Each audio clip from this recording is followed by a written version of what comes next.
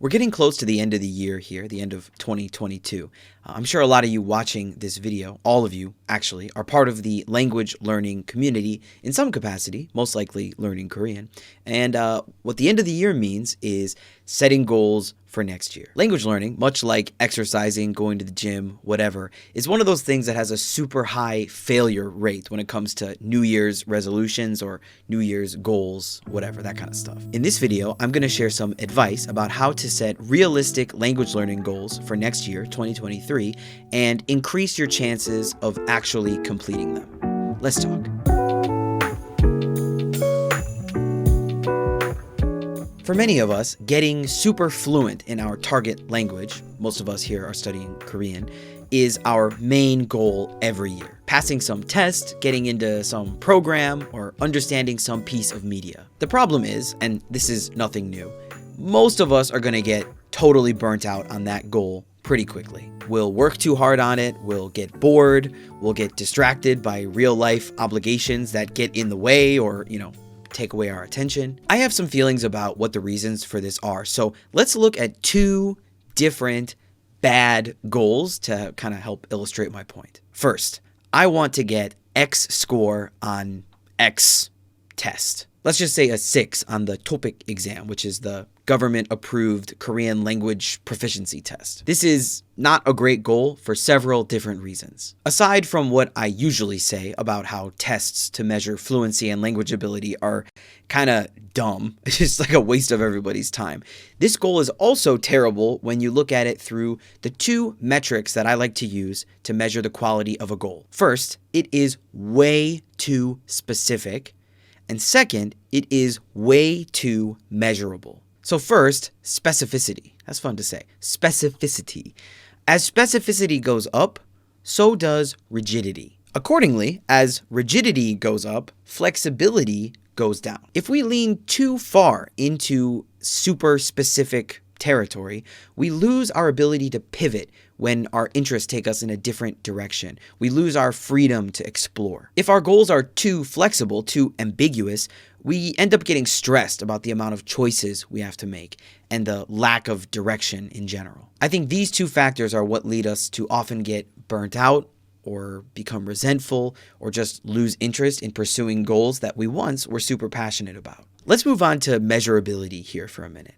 If you were to score 1 point shy of getting a 6 rating on that TOPIK test, did you achieve your goal? This immediately creates a problem because this goal is too measurable. It's too empirical. It's too binary. This also tips us out of balance on that flexibility, rigidity scale that I mentioned before. Some of us are mature enough to handle the nuance of getting 1 point shy of our goal and being like, well, I got where I wanted to be. My Korean language skills are where I want them to be. I just didn't do super well on this test. But having these really explicit, well-defined, measurable boundaries between and around success and failure increases the pressure around, succeeding at achieving that goal in a really negative way. Even if we get really close, subconsciously, we know we failed. Let's look at a second example here.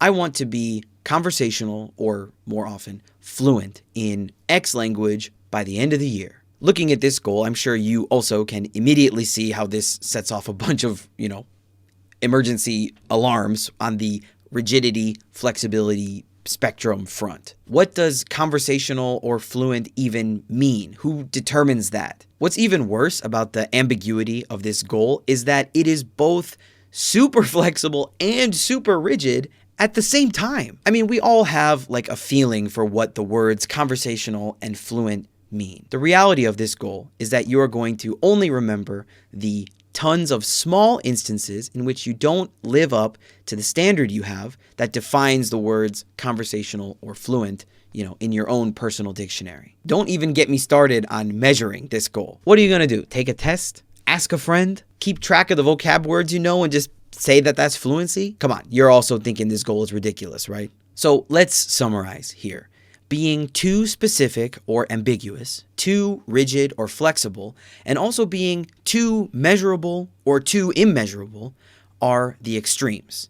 And that's what you want to stay away from. If you want to set a realistic language learning goal that you will be successful at in 2022, the first thing you need to do is step away from the concept of goals. Here's what I want to give to all of you as a Christmas present for this year. Here's the advice I want to pass off to you as we finish off 2022. Pick a theme, not a goal. Goals will come to you naturally in moments of creativity while you are doing things that fall under the umbrella of a theme. Themes will create balance between all of the metrics that I mentioned earlier in this video. Something that's defined but not binary, something that can be measured but isn't entirely dependent on being quantified. A theme of mine that I found was really successful for me came from a few years ago. And it was born of a frustration I had with using the Korean language. I was good at Korean. I was living here in Korea. I was like doing stuff, living in Korean mostly, but I felt like I didn't quite have the same level of personality in Korean as I did when I was using English. In English, at least I think, I'm fairly likable. I'm pretty good at holding conversations with strangers, and more or less, I'm funny. At that time in Korean, not so much. So I made it my theme for that year to become funny in Korean. It was my year of personality. This turned out to be a really huge deal for me. I was able to find balance between structure and flexibility with my Korean learning. Taking steps to become funny in Korean has a clear theme. There's a clear through line, a connection point between a bunch of different activities, but there's no rigid direction that I had to follow. I could learn about Korean humor or find people with magnetic personalities doing stuff in Korean in like unlimited contexts. So as long as each activity fit the theme, or I could find some kind of way to justify it fitting into my theme, I was on the right path. It was also just measurable enough to give me a constant stream of wins, the good brain chemicals, without having to keep track of anything. Unlike Fluency, I didn't remember all the negative moments when people didn't laugh. If I got a little giggle, I was getting better. If I couldn't, the narrative in my head tended to be something more like, okay, they're not laughing yet. Unlike a Fluency goal, I don't remember all the times I didn't make someone laugh because the potential to make them laugh was always there. The only fail state here was not doing anything at all. It also kind of tricked me into doing a lot of other stuff that was good for me. I was consuming a lot of Korean. I was reading, I was listening.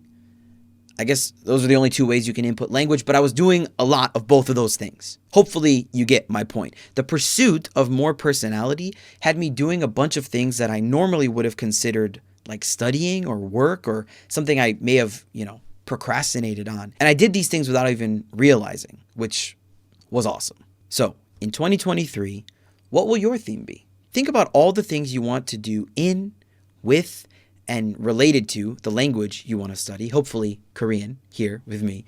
And then think about a connection line, like a through line between all of them that you could turn into a theme. For me, my plan is to make this year's theme a revival of an old theme I used before all of those world-changing events that put everything on hold. For me, this year will be the year of creating. I've gotten some really good habits from being creative in 2022.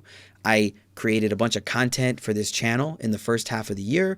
I created a restaurant with my girlfriend and all of our friends, and I got back into a good schedule for creating content for this channel here at the end of the year. I have a few projects that I'm really passionate about that I want to get finished, and new ideas for new projects that I've gotten while working on the other projects. So in 2023, I want to create. I'm going to finish my projects on 경상도 사투리. It's almost done now, actually. And 한자. I want to create a bunch more useful content for Korean learners right here on this channel, Korean Patch. And a few other things that I'm going to keep to myself for now to keep you regular watchers in suspense. So, what's your theme going to be for 2023?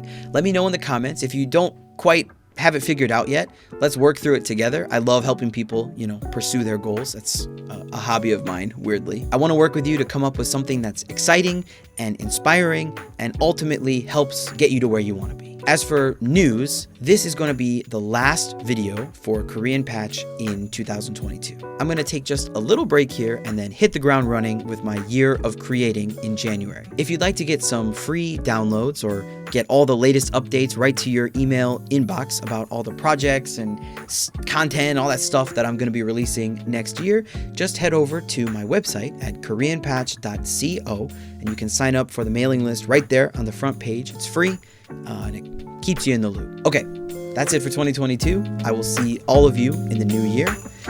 새해 복 많이 받으세요.